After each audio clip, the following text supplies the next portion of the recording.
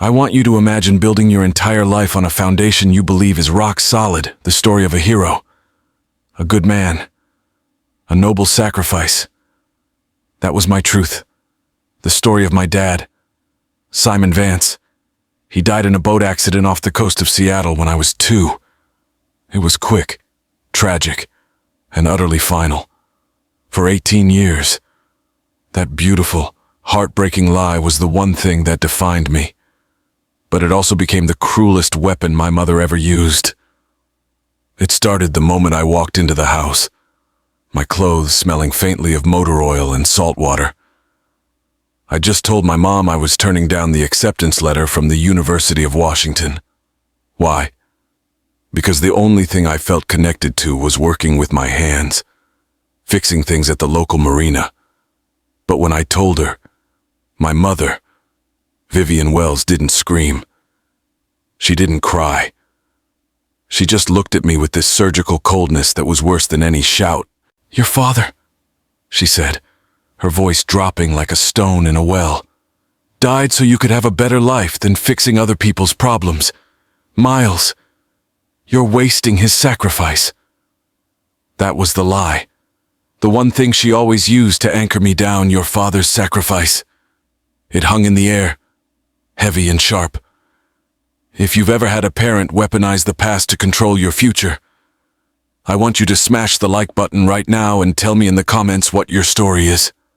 Seriously, stop everything. Comment the one thing you were always forbidden to talk about, and then hit subscribe. Because this is just the beginning.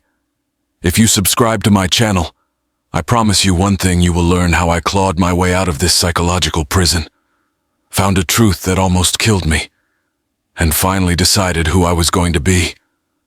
Do it now, because the real betrayal is only seconds away. I stood there, feeling the familiar, deep exhaustion settle over me. It wasn't the good kind of tired you get after a hard day's work.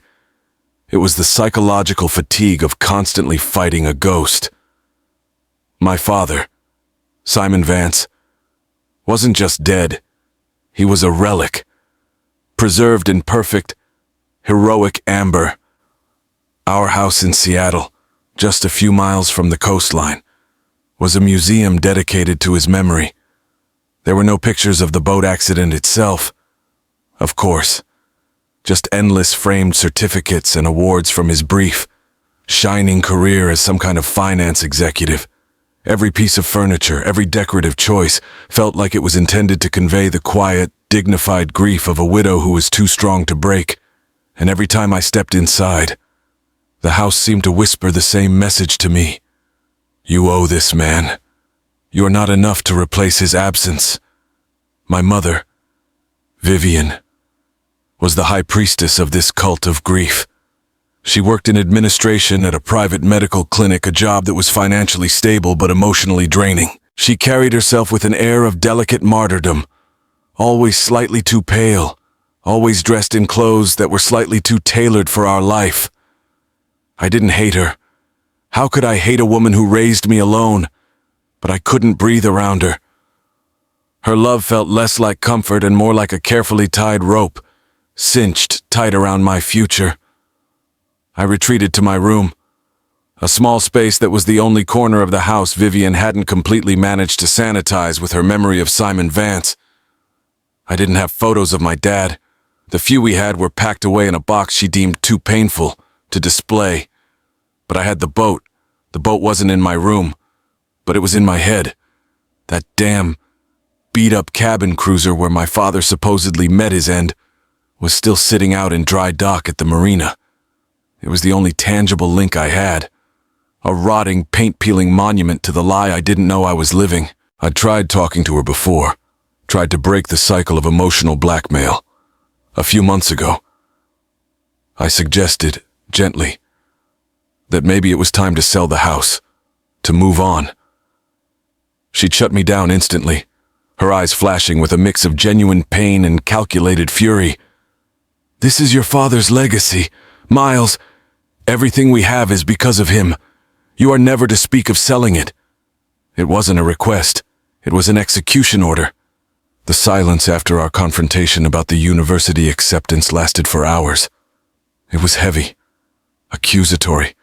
I knew exactly what she was doing. She was making me feel the weight of the invisible debt I owed. The debt for the life he died to give me. I looked out the window at the familiar gray sky hanging over the Sound. That endless crushing pressure that was my normal. That was my life. I had no idea that my normal was about to be obliterated by a truth so much colder, so much more treacherous than a simple boat accident. I thought the shadow of my dead father was the worst thing I'd ever have to live with. I was wrong. The worst thing was learning he was never dead at all. The shadow of Simon Vance didn't just loom over our university discussion. It had been the sole climate of my childhood. Imagine growing up not just without a dad, but with a saint. Every birthday, every parent-teacher meeting, every small success I had, it all served as an awkward, necessary footnote to the great tragedy. Mom wasn't just a grieving widow. She was the curator of the Simon Vance legend. And I was the little museum piece that had to justify the cost of the exhibition. She had this whole performance down to a science. She'd dress me in clothes she thought he would have chosen, push me towards activities he would have excelled at chess club, debate, anything academic and clean. If I got a smudge of dirt on my pants, she'd look at me with such genuine disappointment, like I was physically defiling the memory of his clean, corporate hands. The message was always implicit, heavy, and undeniable. You are the replacement, but you must be the upgraded, perfect model of the original. I remember being around 10, maybe 11.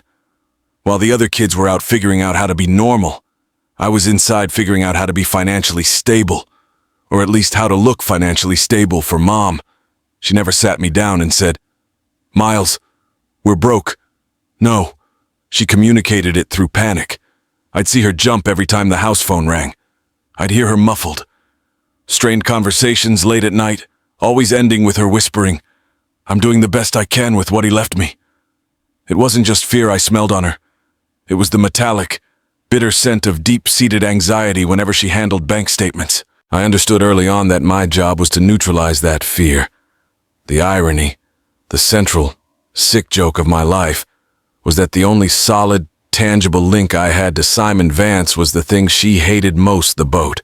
That beat-up 25-foot cabin cruiser sat like a rotting whale in dry dock down at the local marina.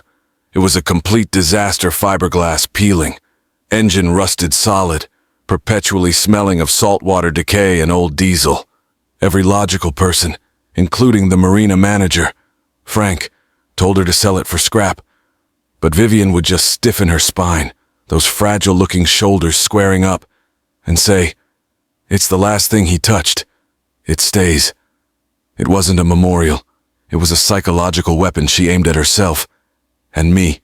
Since I couldn't get rid of the boat, I started working on it, not out of affection for the old hulk, but out of necessity. I'd take my pocket money and buy tools, spending every summer afternoon crawling into the bilge, tracing electrical burns, and sanding away corrosion. It was brutal, hot, sweaty work, but it was honest. I realized that engines, unlike people, made perfect sense. They operated on cause and effect. If the wiring was faulty, the engine choked. If you fixed the wire correctly, the engine ran smooth. There was no emotional maneuvering, no hidden agenda, and no guilt. The boat became my sanctuary, the only place where I felt like I wasn't constantly acting for my mother's benefit. The more proficient I became, and I was genuinely talented, I could diagnose engine failure just by the sound of the cough. The more Vivian retreated into her grief performance. She would see the grime under my fingernails, the grease stain on my favorite jeans, and her face would tighten with cold disapproval. "That's not what your father wanted for you, Miles," she'd say, her voice razor-sharp. "You're meant for something clean." She saw my skill not as a practical, valuable asset, but as a deliberate rejection of the white-collar ideal Simon Vance represented. The real pain was realizing she was rejecting a piece of me, a piece that felt more authentic than anything I did inside her museum of a house. She kept the details of the boat accident under complete lockdown. Ask about the rescue operation. Silence. Ask about the weather that day. A trembling lip and a quick change of subject. She'd always fall back on the same line, delivered with that practiced sigh. It's too painful to talk about. Miles, he was a good man, and he loved you very much. That's all you need to know. That phrase, that's all you need to know, was the ultimate shutdown switch. It forced me to carry the burden of her unspoken pain, making me feel selfish and cruel for wanting simple facts about my own history. I learned to live with the internal censor. I trained myself to stop asking, to stop wondering. I decided that protecting her from the pain of reliving the tragedy was the ultimate act of filial duty, the ultimate way to pay the Simon Vance debt. But the truth was, I wasn't just protecting her. I was protecting myself. If I dug too deep, I was terrified that the truth would expose not just a dead man, but perhaps a complicated, messy one. I feared that shattering the myth would destroy the last remaining structure holding our lives together. The defining moment came during a small neighborhood gathering when I was 17. I just finished rebuilding an engine for Frank at the marina, and I walked in, proud, still smelling faintly of diesel and sweat. I started to tell a neighbor about the intricate hydraulic problem I solved. Vivian, dressed impeccably and clutching a wine glass, cut me off instantly with a laugh that didn't reach her eyes. "Oh, Miles, go wash up. Honestly, he's happiest smelling like the old docks," she chirped, using the contemptuous phrase. It was a public performance designed to show her neighbors that this manual labor was a temporary lapse, a childish phase, not the core of her son. I looked at her, seeing her not as my loving mother, but as a terrified actress, desperately trying to keep the stage lights focused solely on the legend of Simon Vance. In that moment, I knew my sacrifice, my commitment to saving the house and deferring my future, was not an act of love, but a prison sentence, and I had no idea the truth of my supposed hero would soon arrive, delivered by the most impersonal, shocking intervention possible. The summer after graduation was supposed to be a transition, a launch pad to something better, something cleaner than the work I did with my hands. For me, it was just the final, suffocating stage of debt repayment. The moment the weight of the Simon Vance legend became a physical anchor, I had to strap onto my own back. The acceptance letter from the University of Washington lay on the mantel, framed by Mom's manicured hand and treated with a reverence usually reserved for religious artifacts.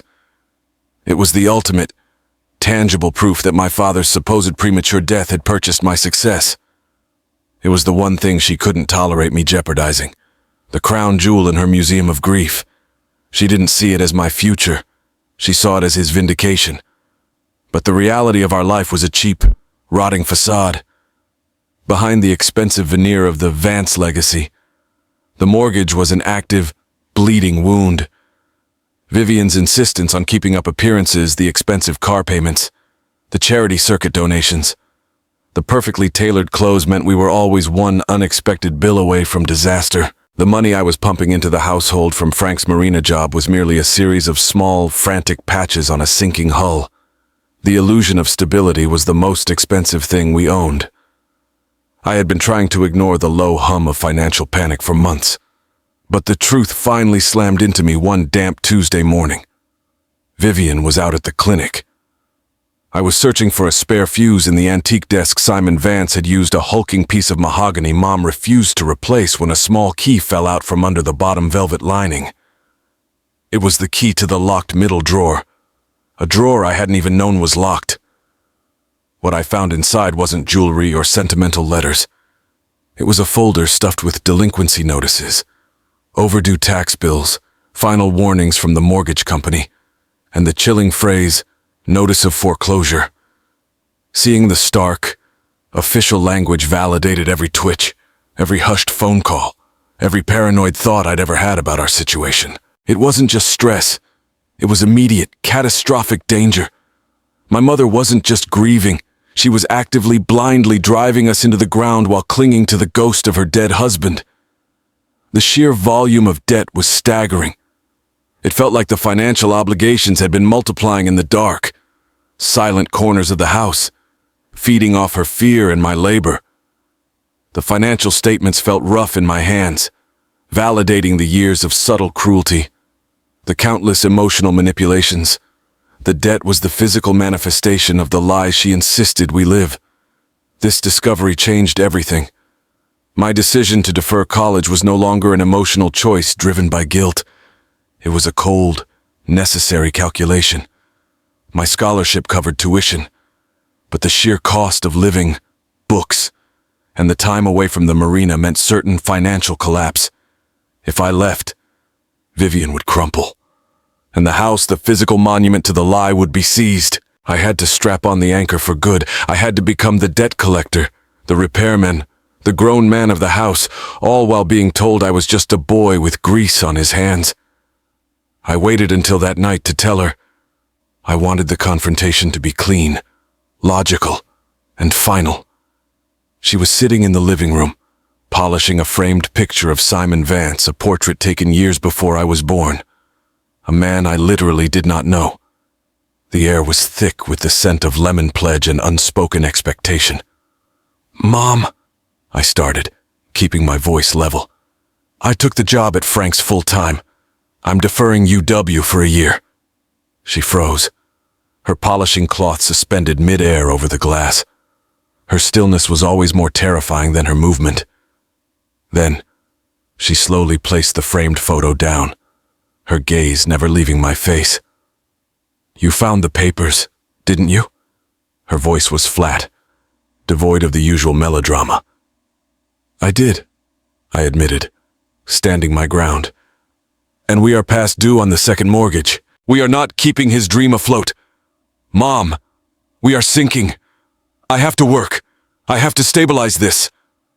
That's when the performance, the elaborate mask of the fragile widow, completely fell away. The real Vivian, the terrified, controlling woman, came screaming out. She didn't argue the numbers. She attacked my morality. "You can't go. You will not go. You are throwing away the one thing your father sacrificed himself to give you," she shrieked, her voice cracking the brittle silence of the house. "You are deliberately choosing to be small, to be common. This isn't about money, Miles.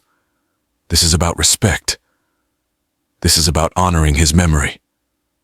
Her accusation ripped through me, raw and agonizing. All the years of passive-aggressive martyrdom exploded into a hot, violent fury. "Respect. You want respect, then stop dishonoring the truth. We need to sell this place. We need to sell his debt." "Sell the boat, is that what you mean?" She spat, the word boat laced with pure, desperate venom. "You want to erase every last memory of him. You want to burn his coffin in the yard, Miles. Is that how much you resent the man who gave his life for yours?" "Yes," I roared, the sound echoing through the sterile house. "I want to sell the damn boat. That rotten piece of junk is why we're broke. It's why you can't move on. It's a monument to your delusion, not his sacrifice." She stumbled backward, grasping the edge of the mantel for support, her hand narrowly missing the framed photo. Her face was a horrific mask of collapse, a raw, exposed nerve ending. But the tears that finally came weren't tears of grief. They were tears of pure, blinding fear. Fear that I was dangerously close to exposing the fragile scaffolding of her entire world. The lie was her life support, and I was threatening to pull the plug. "You don't understand," she whispered, the words choked and desperate. "You will never understand the sacrifice he made. You are just a boy. You will never know." I left the house instantly, unable to breathe the poisoned air of her fear and resentment. I walked straight down to the marina. The fog had rolled in thick off the water, obscuring everything, just like the lie had obscured my life. I found the old cruiser, Simon Vance's supposed coffin, listing heavily in its cradle. I climbed aboard, the damp, cold fiberglass chilling me to the bone. I sat there in the silence, not as the boy who needed a father, but as the man who was now forced to pay the dead man's debt. I grabbed the can of solvent and began cleaning the engine block again, working furiously, punishingly, for hours. I was scrubbing away filth, trying to scrub away the fear, the anger, the crippling sense of betrayal. I had consciously chosen to sacrifice my future for a lie. I had chained myself to the anchor. I was paying the debt, not with money, but with my potential. And the devastating realization was this: I had done the honorable thing, the hard thing, the sacrificial thing, only to be told I was still a failure. The crushing burden I carried wasn't placed on me by death. It was placed on me by a betrayal that was far deeper, far more calculated, and far more real than I could possibly imagine. I had reached my limit. I was completely isolated and utterly hopeless. I was exactly where the real, shattering truth needed to find me. The fight about selling the boat and deferring college left a physical bruise on the silence of our home. We went weeks barely speaking. Mom would glide through the house, her face a mask of wounded dignity, making sure I saw how much pain my selfishness had caused her. I felt like a prisoner watching his own executioner sharpen the blade. I was 18 years old, stuck paying a dead man's debt, and my future was rotting away just like that old boat. I was trapped, utterly alone, and that was exactly when the truth decided to punch through the wall. It was my birthday, not a huge one, just my 18th. I didn't expect a party, but I got something worse in difference. Mom went to work, leaving a store-bought cupcake on the counter with a sticky note that read, "Happy birthday, Miles. Think about your choices." It was the ultimate emotional low blow. The silence in the house felt vast, mocking.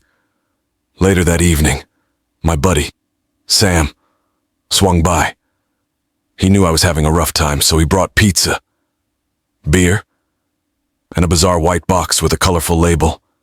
"Happy 18th, man. This is for the soul-searching," he said, handing me the box. It was one of those at-home DNA test kits. "What am I supposed to do with this?" I asked, turning it over in my hands. I didn't believe in that stuff. "Dude, seriously, see what kind of awesome Viking blood you have," Sam laughed. "Or find out if you're actually related to a celebrity. It's a blast." I didn't care about Vikings or celebrities, but something clicked. In my hopelessness, a desperate, irrational thought surfaced. Maybe I can find one relative, just one who remembers Simon Vance as a real guy, not the martyr in Mom's framed photos. I needed a lifeline, a tiny shred of my own history that wasn't filtered through Vivian's endless grief performance. I spat into the tube, sealed it, and dropped it in the mail the next morning, mostly just to spite the silence. It was an impulsive, foolish act, completely unrelated to the crushing financial reality I was living in. The world kept turning slowly. I worked long, grinding shifts at the marina. I patched engines, wrestled heavy lines, and used my physical exhaustion to drown out the anxiety that gnawed at me every time I saw a sealed envelope from the bank sitting on the counter. The debt was suffocating, and I was convinced the final delinquency notice was coming any day. I was ready to quit, ready to scream, ready to just walk away and let the whole toxic legacy collapse. Then, 3 weeks later, the email hit. I was on my lunch break, sitting in the dusty office at the marina, wiping grease off my phone screen. The subject line was unremarkable. "Your DNA results are ready." I clicked it open, expecting some breakdown of my European heritage. What I saw wasn't a pie chart of my ethnic origins. It was a single, devastating line, high confidence match. Relationship, biological father. I stopped breathing. The grease rag fell out of my hand. My mind went blank. Impossible. He died. He was in the boat accident. He's dead. That was the central truth of my existence. The sacred contract of my grief. Below that line was the name James Ford, and a location Key West, Florida. The shock wasn't just physical. It was an absolute psychic break. My anchor, the noble death of Simon Vance, had just been ripped out of the seabed, leaving nothing but churned up dirt and a terrifying void. My father wasn't dead. He was 3,000 miles away, under an assumed name, living in the freaking sunshine. I sped home. I didn't care about traffic or the cops. I only saw the numbers on my phone screen. I burst through the front door, the framed photo of Simon Vance staring at me from the mantel, suddenly looking less like a hero and more like a cheap cardboard cutout. Vivian was in the kitchen, carefully arranging flowers. She looked up, annoyed by my entrance. "What is wrong with you, Miles?" "You smell like diesel," she said, reverting instantly to her default judgment. I didn't even yell. My voice came out flat, dead, like I was speaking from the bottom of the sound. I thrust the phone in her face, the screen blazing with the unassailable scientific truth. James Ford, biological father, 50% match. She didn't deny it. She didn't even blink. The only thing she did was drop the delicate glass vase she was holding. It shattered on the hardwood floor, not with a loud crash, but a sickening, granular, splintering sound. The water spread out across the polished wood, slowly soaking into the pristine, perfect finish. Her face, which had held such rigid control for 18 years, crumpled. It was the first time I saw genuine, unadulterated terror, not the performance of grief, but the raw, animal fear of a secret being ripped from her throat. "I did it for you," she whispered, her voice a fragile reed snapping in the wind. "I did it to save you." "Save me from what, Mom?" I asked, my voice trembling with the magnitude of the lie. "He died in a boat accident. That's what you told me." She collapsed onto a kitchen chair, tears finally gushing down her face, but they were tears of confession, not of sorrow. "The boat. It was a setup. Miles, the fire didn't catch, but the news did. He had to go." "He wasn't a hero. He was a financial criminal. He ruined people. He had to fake his death, or those people would have come for both of us." The betrayal hit me like a physical blow. Not only had he abandoned me, but the entire foundation of my pain, my sacrifice, my life debt. It was all based on a lie. Simon Vance was a fraud. My college fund, my career dreams. Every penny I'd spent trying to keep her afloat, it was all a tax paid to a myth, a ghost, a criminal. The anger wasn't just against him. It was a cold, violent rage against her, the woman who had forced me to worship the very thing that broke us. I stood there, 18 years old, having sacrificed my future for a man who didn't exist. My next choice was simple. I was going to find the living criminal who stole my life, and I was going to demand the truth. I was done with the lies of Seattle. The moment I slammed the front door behind me, leaving Mom sobbing amidst the shattered glass and the stench of her lies, I felt a terrible, magnificent freedom. The air in Seattle, the cold, damp air of endless expectation, suddenly felt thin and breathable. I had my phone, the address of James Ford in Key West, and the raw, violent energy of 18 years of suppressed rage. I didn't care about the risk. I only cared about confronting the man who had stolen my history. I didn't pack much, just a backpack with a few changes of clothes, a multi-tool from the marina, and the lingering smell of diesel, which felt like my only honest anchor left. I used every penny of my emergency savings, the money I'd been hoarding to fix our financial disaster, to buy a last-minute ticket to Miami. I was operating on pure adrenaline, running toward the betrayal, not away from it. The journey was a blur of cramped seats and stale air. Landing in Florida was a sensory assault. The sun was aggressive, the heat was suffocating, and the air was thick with humidity and the smell of cheap rum and sunblock, the absolute opposite of the gray, manicured restraint of Seattle. It was a place where people went to disappear, to start over, or, in the case of Simon Vance, to hide. I rented the cheapest car I could find and drove down the overseas highway, that long, shimmering ribbon of asphalt that cuts across the ocean. Every mile felt like a final break with the life I knew. As I drove, the fear started to replace the anger. What if he denied it? What if he was dangerous? Mom's tears had felt real, the fear of him being a financial criminal, and the threat of people coming for both of us was a chilling echo in my mind.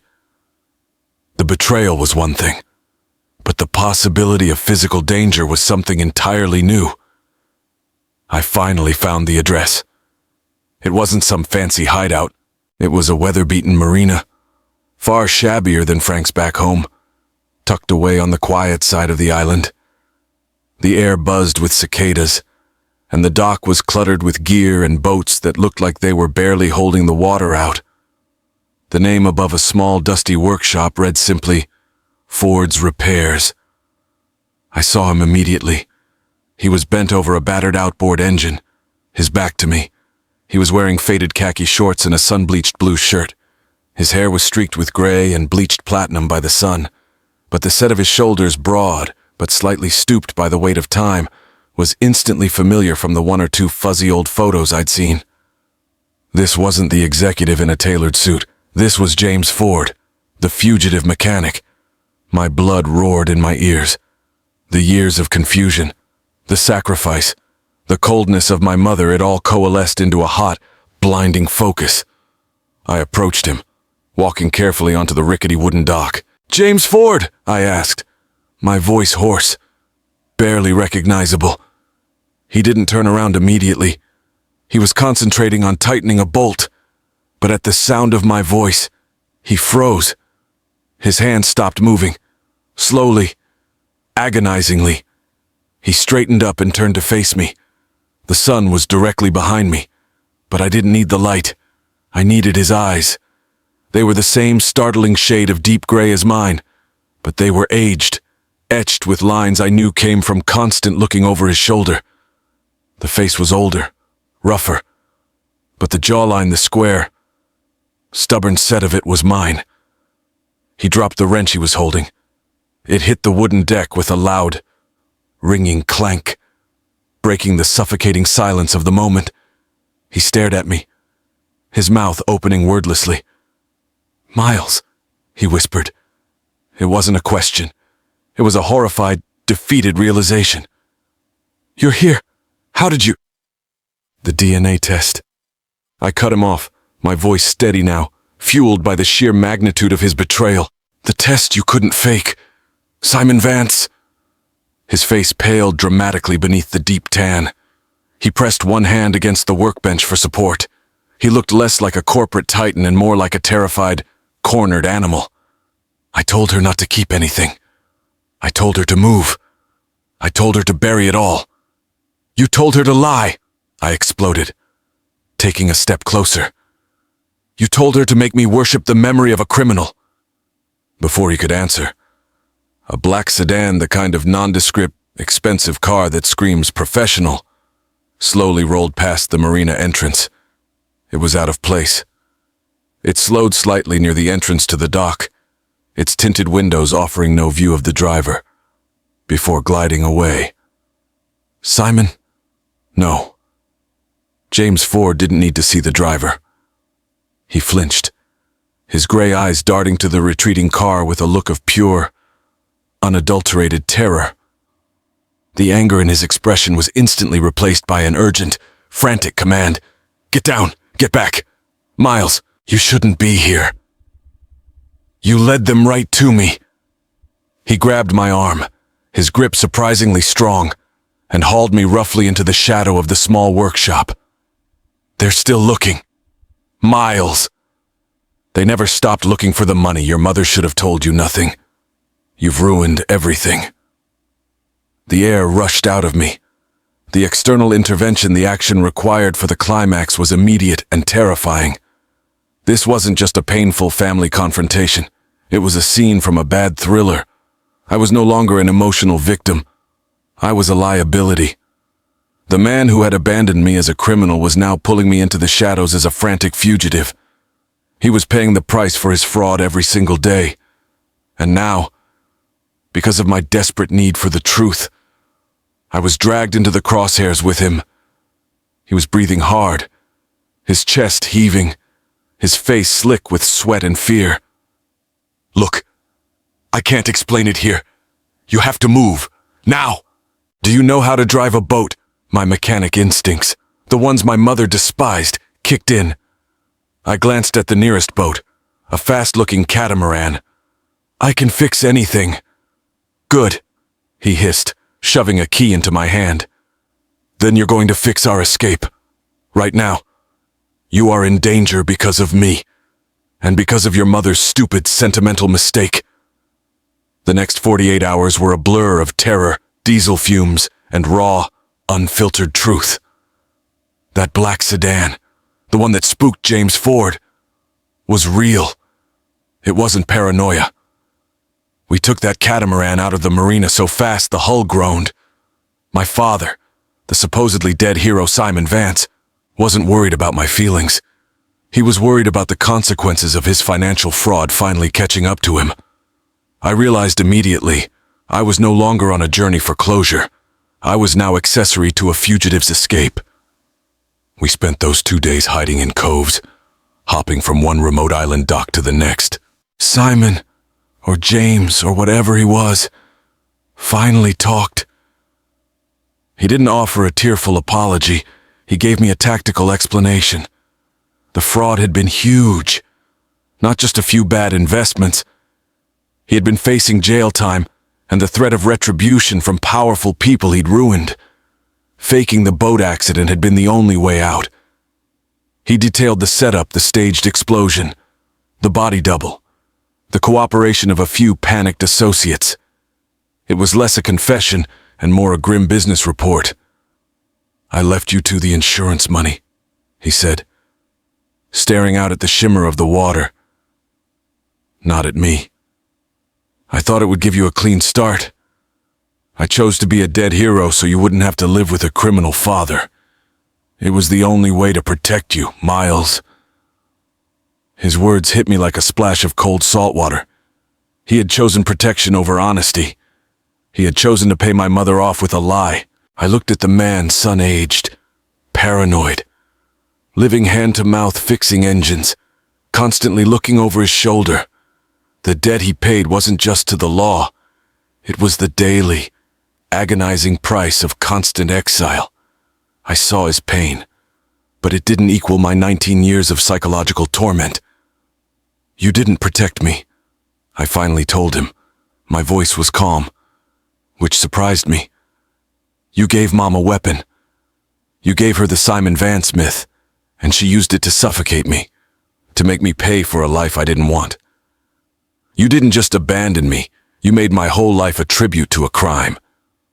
There was no clean resolution on that sweaty, rocking catamaran.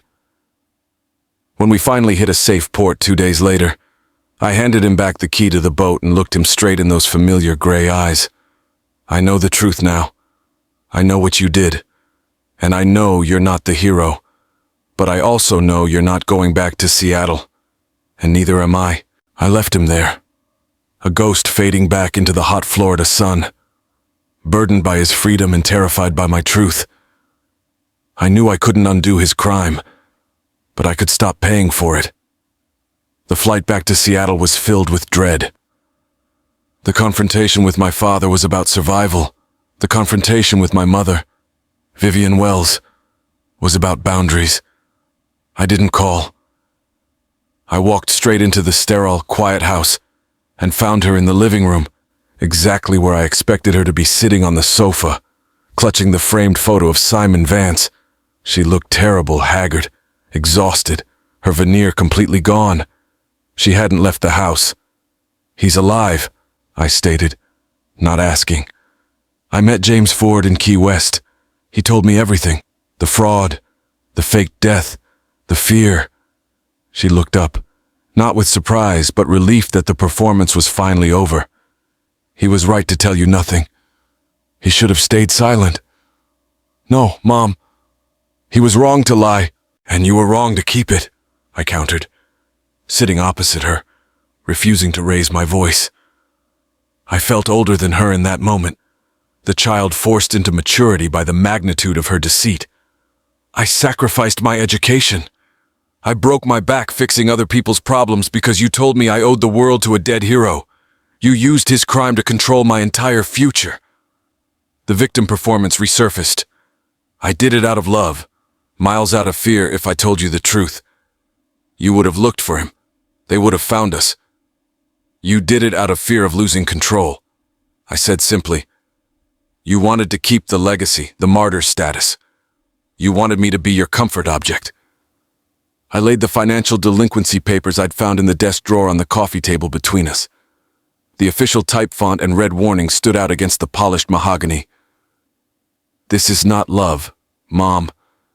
This is debt, and I am done paying it. I then told her my decision, one I'd made on the plane. I'm not going to UW, but I'm not staying here either. I've reached out to Frank at the marina. He's letting me use the dry dock office until I can move out. I will continue to work, and I will pay the mortgage on the house until you get back on your feet, but only for 6 months. After that, you sell the boat, you sell the house, or you figure it out.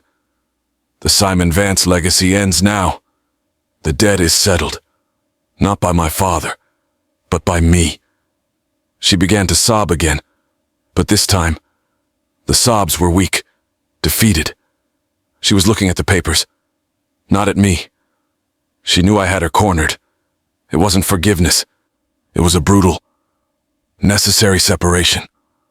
I had found my true strength not in meeting a hero, but in escaping a prison.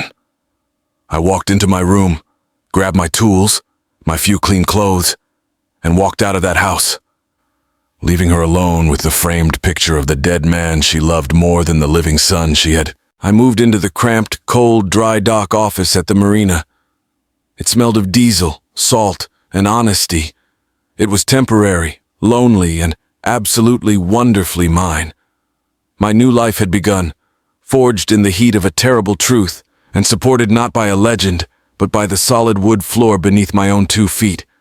A year passed, a full cycle of seasons in Seattle, and I was still living in the dry dock office at the marina. It wasn't luxurious, the space heater was loud, the plumbing was cranky, and the walls always smelled faintly of brine and rust, but it was honest. It was my own, and after years of living in a house built on my father's lie and my mother's fear, honesty was the only currency I valued. The first 6 months, when I was still financially tethered to the house, were the hardest. I kept my word to Vivian Wells. Every month, I transferred the mortgage payment, but I didn't visit. I didn't call. I had drawn the boundary, and for the first time in my life, I wasn't going to let her erase it. The physical distance was nothing compared to the emotional space I had finally claimed when the 6 months were up. I sent a certified letter, simple and cold. The financial obligation is terminated. The house and the boat are yours to handle. I expected hysteria. I expected a flurry of calls, the usual manipulative tactics, but nothing came. The silence was different this time. It was the silence of acceptance, or maybe exhaustion. A few weeks later, Frank, the marina manager who had essentially become the only reliable father figure I ever knew, handed me an envelope. Inside was a cashier's check for a surprisingly large sum and a terse note written in Vivian's tight, careful script. The boat is sold. Use this for a down payment. You earned it. V. I stared at the name. Not Mom. Just V. She had finally let go of the rotting coffin. The monument to Simon Vance's crime. It was the only apology I ever received, and it was the only one I ever needed. It wasn't perfect closure, but it was freedom. I used that money to invest in my own small business, Wells Marine Repairs. I didn't try to escape the docks, I embraced them. I started specializing in rescuing and restoring boats others deemed too complicated or too far gone. I found a deep, quiet satisfaction in the work. When something was broken, a transmission, a hull, a life, I knew how to find the root cause, address the damage, and make it run true again. The lesson I learned wasn't neat. It wasn't the simple Hollywood forgiveness where I instantly reconciled with my father or mother. Simon Vance remains a ghost, still moving somewhere in the Florida sun, paying his debt to society with his anonymity. We had one encrypted, untraceable message months after I left. A simple 2-word message. I had no desire to respond to stay free. I know he's alive, and that knowledge is enough. I don't need his love, and I certainly don't need his money. His ultimate crime wasn't the fraud. It was the lie that stifled my life. And Vivian. She sold the house and moved into a smaller, cheaper apartment. We meet for coffee once a month. The conversations are superficial, carefully contained. We talk about the weather, about work, about anything except the past. The myth is dead, and without the legacy to maintain, she's just a tired woman learning to live without a script. I still love her, she's my mother, but that love is now protected by an unshakable boundary. I finally chose myself over her fear. My true triumph wasn't the bank account or the business. It was the realization that family isn't defined by blood. It's defined by honesty and choice. My real family is the crew at the Marina Frank, the old deckhands, the fishermen who trust me with their livelihoods. They are the people who saw the grease on my hands and respected the work, not the ghost of the man I was supposed to be. I look at the world differently now. Every problem looks like an engine I can fix. I stopped being the boy defined by an absence and became the man defined by his own competence. I spent 18 years paying a debt I never owed, but in the end, I reclaimed the interest my own identity. The DNA test didn't just expose a criminal. It gave me the final, necessary jolt to stop sacrificing my future to a lie. I am Miles Wells. I am a mechanic. I am a business owner. And I am finally, beautifully, free. If you've listened to this whole story, you know what it's like to live under the crushing weight of a family lie, to feel that terrible, quiet exhaustion of giving everything and still being told you aren't enough. You know what it feels like to finally find that raw, painful truth. If any part of my story, the struggle, the betrayal, or the final moment of breaking free hit you hard, you owe it to yourself to act right now. Smash that like button if you believe the truth is always worth fighting for, no matter the cost. But listen to me. The only way to build a future better than your past is to take control of your information. Comment below and tell me the one lie you had to demolish to reclaim your life.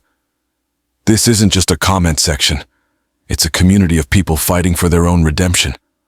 And finally, if you want more stories about people who fought the odds, faced their toxic families, and built lives of real, earned freedom, then you need to subscribe to this channel and ring that notification bell. We aren't here for the fairy tales.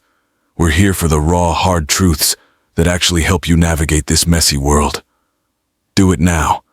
Don't wait 18 years for your own DNA test to set you free.